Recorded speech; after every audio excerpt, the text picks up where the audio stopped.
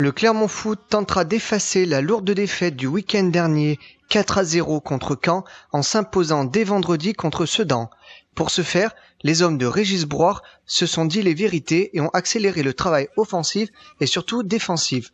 De toute façon, il faut qu'on passe rapidement à autre chose. On s'est mobilisé cette semaine, on a durci certaines petites choses. On s'est vus, ils se sont vus. Je veux dire, j'espère qu'une des deux équipes, et ce soit la nôtre, qu'on va trouver le bon antibiotique pour se soigner, mais il nous faut à tout prix gagner le match. Ça, c'est une certitude. Alors, il faut travailler avant tout sur l'efficacité défensive et offensive. On connaît la fragilité d'une équipe, d'un côté comme de l'autre, que ce soit dans le négatif ou dans le positif. Voilà, maintenant, je leur fais confiance.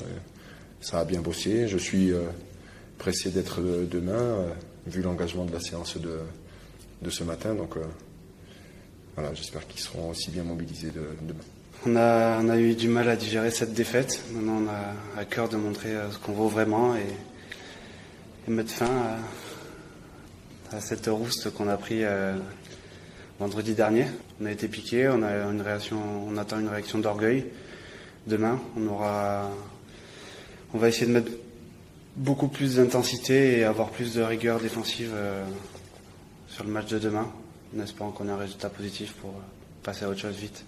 De nombreux changements seront opérés par l'entraîneur clermontois, notamment au poste de gardien, où Michael Fabre profitera de la blessure de Fabien Farnol pour fêter sa première titularisation depuis son retour de Lens.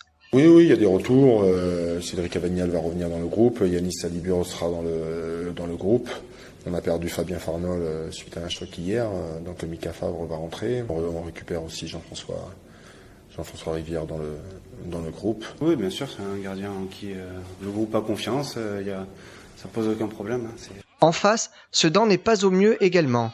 Le club des Ardennes n'a remporté aucun match et pointe au classement à une place de relégable.